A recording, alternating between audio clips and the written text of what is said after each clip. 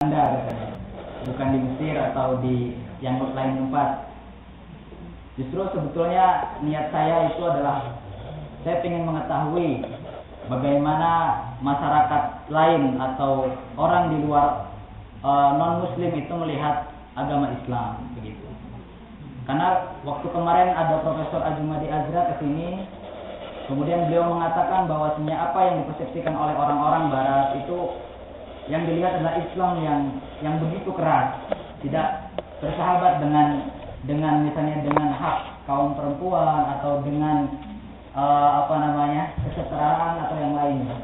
Tapi kemudian Profesor Ajumadi menjelaskan waktu itu mengisi konferensi di Leiden, dan bahwa sebetulnya Islam tidak seperti itu.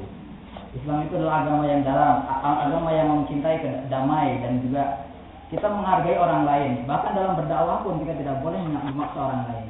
Kita hanya Rasulullah SAW juga diperintahkan oleh Allah Subhanahu Wa Taala pada saat beliau menangis karena ditinggalkan setelah dakwah, masyarakatnya telah diberikan ceramah begitu panjang kemudian ditinggalkan. Rasulullah SAW menangis. Kemudian Allah Subhanahu Wa Taala menurunkan wahyu dan berfirman bahwasanya, hai Muhammad, kamu tugasmu hanya untuk menyampaikan ajaran yang benar. Adapun mereka itu mendengarkan atau mengikutimu, itu sudah urusan Allah, hidayah dari Allah Subhanahu Wa Taala. Maka setelah kita berdakwah, kita hanya bisa berdoa kepada Allah, meminta semoga Allah Subhanahu Wa Taala memberikan hidayah kepada orang-orang yang kita berikan pengetahuan tentang Islam. Hadirin wa hadirat rahimah. Begitu hebatnya kemajuan ataupun teknologi yang kita hadapi, seperti misalnya apapun kemajuan itu dari segi transportasi atau apapun, karena kita sudah hidup dalam masa yang termasuk mungkin bisa dikatakan oleh orang-orang sebagai postmodern.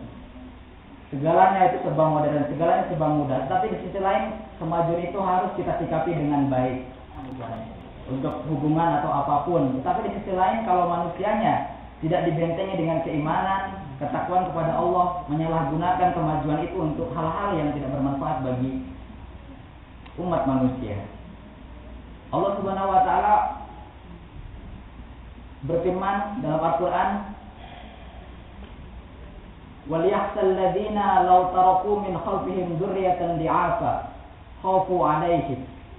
Al-ayat. Kata Allah, maka takutlah pada saat orang-orang itu meninggalkan generasi muda. Itu dalam keadaan konteks sekarang ini mereka lemah dalam hal ilmu pengetahuan, mereka lemah dalam hal agama, mereka jauh dari ajaran-ajaran Allah Subhanahu Wa Taala. Saya tidak tahu kalau di masyarakat barat saya tidak tahu, tapi di Indonesia kita lihat saja. Yang saya tanya itu mereka sudah jauh dari ajaran Allah Subhanahu Wa Taala, maksudnya mereka pergaulannya begitu bebas. Apalagi jika lingkungan itu tidak bersahabat, lingkungan yang jauh dari nilai-nilai agama Islam, maka mereka akan terbawa arus. Mereka akan ikut mengikuti tradisi yang bertentangan dengan agama Islam. Jangan meninggalkan generasi yang lemah dalam segi akidah, dalam segi iman, dan juga lemah dalam hal ilmu pengetahuan. Karena apa itu akan membawa pada kerusakan, bukan hanya kerusakan bagi dirinya sendiri, tapi akan membawa kerusakan bagi orang lain.